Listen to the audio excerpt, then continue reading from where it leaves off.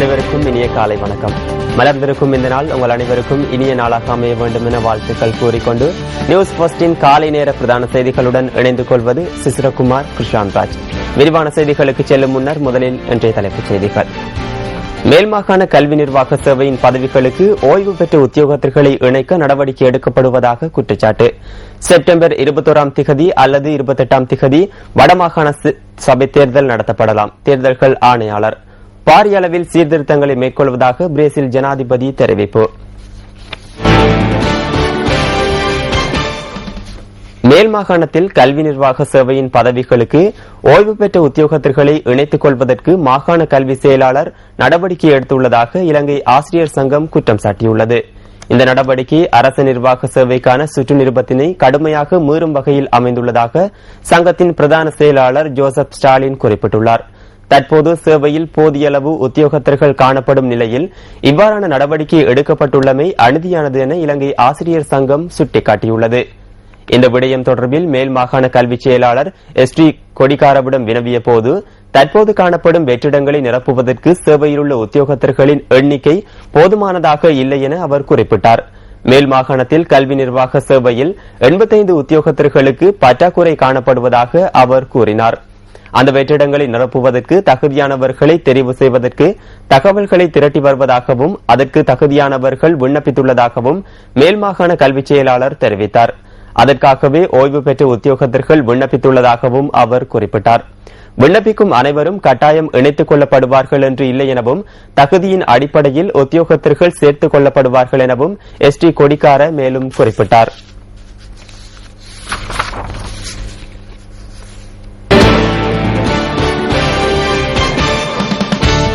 எதிர்வரும் மாகாண சபை தேர்தல் நடைபெறும் தினம் தொடர்பில் நேற்று நடைபெற்ற ஊடகவியலாளர் சந்திப்பில் தேர்தல்கள் ஆணையாளர் மஹிந்த தேசப்பிரியவிடம் வினவப்பட்டது. வடமாகாண சபை தேர்தல் செப்டம்பர் 7 என தெரிவித்தனர். 14 நடைபெறும் என குறிப்பிட்டார்கள். 28 என்றார்கள். பெரும்பாலும் செப்டம்பர் மாதம் தேர்தலை நடத்துவதற்கான 4 தினங்கள் உள்ளன. அவை 7, 14, 21 மற்றும் 28 திகதிகளாகும். 7 மற்றும் 14 திகதிகளில் தேர்தலை நடத்துவதற்கு வாக்களிப்பு சட்டத்தின் கீழ் பட்டியல்களை தயாரிப்பதற்கு கால அவகாசம் போதுமானதாக இருக்காது. அதனால் பெரும்பாலும் 21 திகதி அல்லது 28 திகதி தேர்தல் இடம்பெறலாம். அதில் ஒரு தினத்தை முடிவு செய்ய உள்ளோம். யார் என்ன சொன்னாலும் 21 திகதியா அல்லது 28 திகதியா என்பதை நானே தீர்மானிப்பேன்.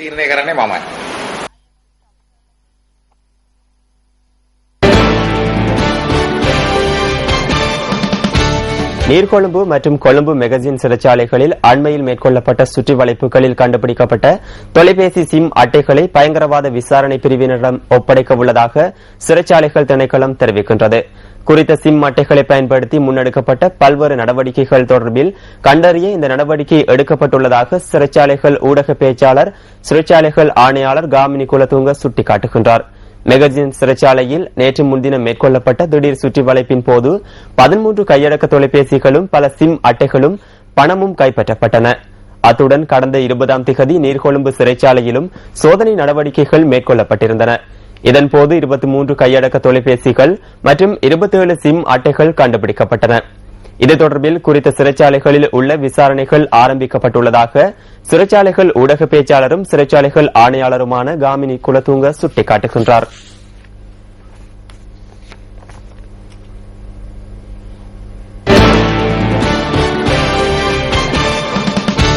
நாட்டில் தற்போது காணப்படும் மழையுடனான வானிலை எதிர்வரும் சில தினங்களில் குறைவடையலாம் என வளிமண்டலவியல் திணைக்களம் குறிப்பிடுகின்றது. ஆயினும் மத்திய சப்ரகமுவ தென் மற்றும் மேல் மாகாணங்களின் சில பகுதிகளில் மழை பெய்வதற்கான சாத்தியங்கள் காணப்படுவதாக திணைக்களத்தின் வானிலை அதிகாரி தெரிவித்தார். மத்திய மலைநாட்டின் தென்மேற்கு பகுதிகளில் இடைக்கிடை பலத்த காற்றினை எதிர்பார்க்க முடியும் என திணைக்களம் குறிப்பிட்டுள்ளது. புத்தளத்திலிருந்து காலி ஊடாக ஹம்பாந்தோட்டை வரையான கடற்பகுதிகளில் பலத்த மழை பெய்வதற்கான சாத்தியங்கள் காணப்படுவதாக தெரிவிக்கப்படுகின்றது. விசேடமாக மாத்தறையிலிருந்து ஹம்பாந்தோட்டை ஊடாக பொத்துவில் வரையிலும் புத்தளம் ஊடாக யாழ்ப்பாணம் மற்றும் திருகோணமலை வரையிலும் கடற்பகுதிகளில் காற்றின் வேகம் மணித்தியாலத்திற்கு 50 கிலோமீட்டர் வரை காணப்படும் என திணைக்களத்தின் வானிலை அதிகாரி கூறினார். இதனால் குறித்த கடற்பகுதிகள் சற்று கொந்தளிப்பாக காணப்படும் எனவும் அறிவிக்கப்பட்டுள்ளது.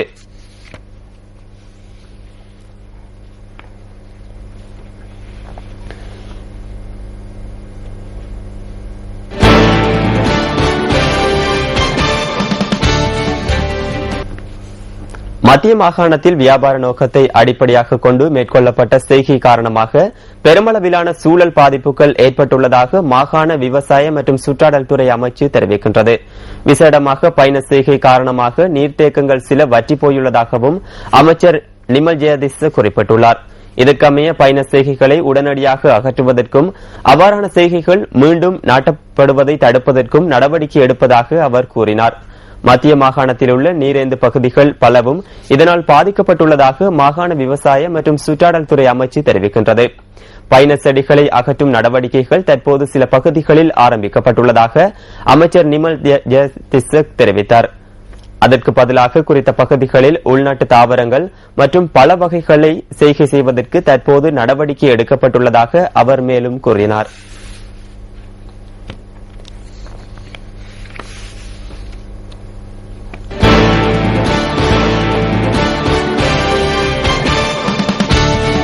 மற்றொரு உள்நாட்டுச் செய்தி. ரயிலின் மிதிப்பலகையில் பயணித்துக் கொண்டிருந்த போது அங்குலானை பகுதியில் நிறுத்தி வைக்கப்பட்டிருந்த சிறிய ரக லொரியுடன் மோதுண்டதில் மேலும் ஒருவர் உயிரிழந்துள்ளார். மருதானையிலிருந்து களுத்தூரை நோக்கி பயணித்த ரயிலின் மிதிப்பலகையில் பயணித்த சிலரே நேற்று மாலை இவ்வாறு விபத்துக்குள்ளானதாக போலீசார் குறிப்பிட்டனர். இவ்வாறு உயிரிழந்தவர்களில் ஒருவர் வெளிப்பண்ண பகுதியைச் சேர்ந்தவர் என போலீசார் தெரிவிக்கின்றனர். ஆயினும் உயிரிழந்த மற்ற நபரின் அடையாளம் இதுவரை உறுதிப்படுத்தப்படவில்லை என தெரிவிக்கப்படுகின்றது.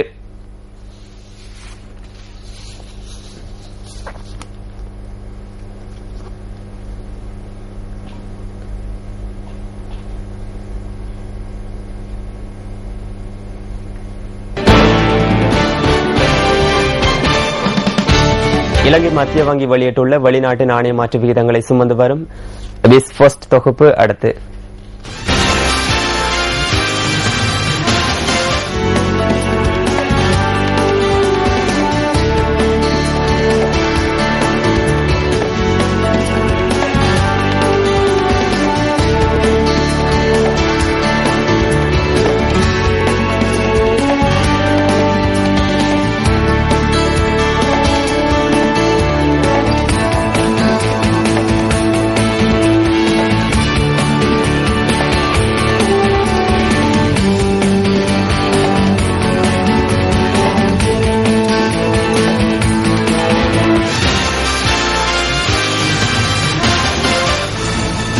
ஒவ்வொரு நாளும் சுவாரஸ்யமான தகவல்களை சுமந்து வரும் என்டர்டெயின்மெண்ட் ஃபர்ஸ்டில் இன்றைய தினம் அண்மையில் வெளிவரவுள்ள தமிழ் திரைப்படத்தின் காட்சிகள் உங்களுக்காக காத்திருக்கின்றது.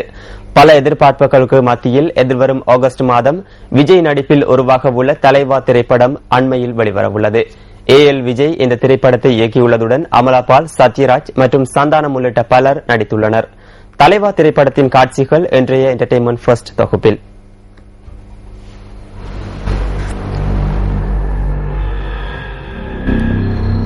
தலைவன்கிறது நாம தேடி போற விஷயம் இல்ல,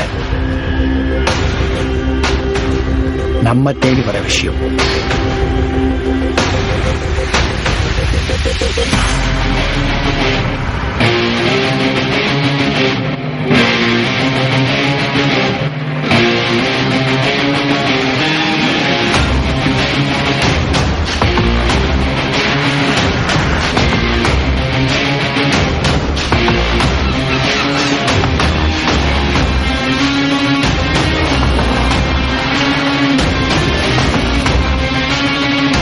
டான்ஸ் டீம்ல ஜாயின் பண்ணிக்கலாமா?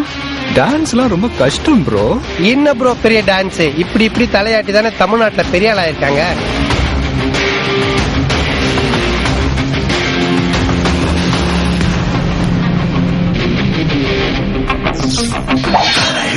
ஒரு தடவை நம்ம கை கத்தி வந்துருச்சுன்னா ஒண்ணு காக்கும் எல்லாம் அழிக்கும்.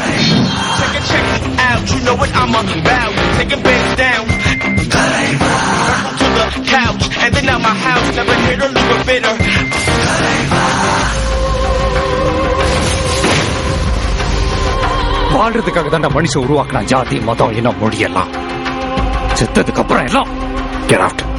மொத்தமா மாதிரி வேற ஆளா நிக்கிற. நீ வேற நாட்டுல இவங்க வேற நாட்டுல இல்லடா, ஒரே நாடு இந்தியா. நம்மளால இவங்களுக்கு என்ன கொடுக்க முடியும்னு தெரியல, ஆனா இருக்கிறது கொடுப்போம்.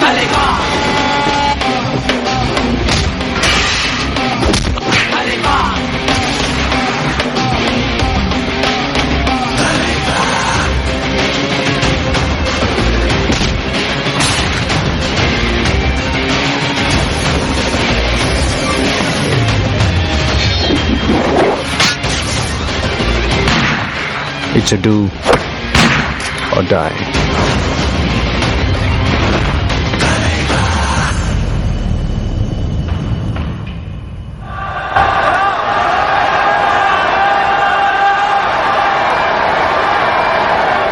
நேத்து ஒரு கேஸ் தீர்ப்பு வழங்கிட்டேன். வழக்கம் போல நியாயத்தை நீங்க தான் வழங்கணும். போ இந்த தடவை மிஸ் ஆகாது. இலங்கையின் இயற்கை எழில் கொஞ்சம் பகுதிகளுக்கு உங்களை அழைத்துச் செல்லும் டிஸ்கவர் ஸ்ரீலங்கா தொகுப்பு அடுத்து.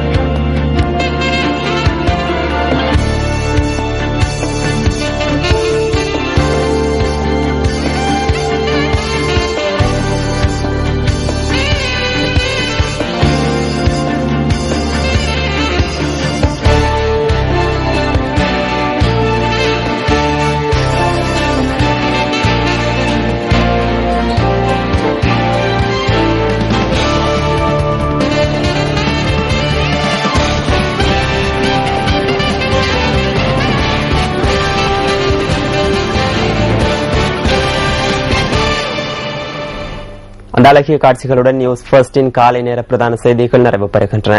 மலர்ந்திருக்கும் இந்த நாள் உங்கள் அனைவருக்கும் இனிய நாளாக அமைய வேண்டும் என வாழ்த்துக்கள் தெரிவித்துக் கொள்கின்றோம்.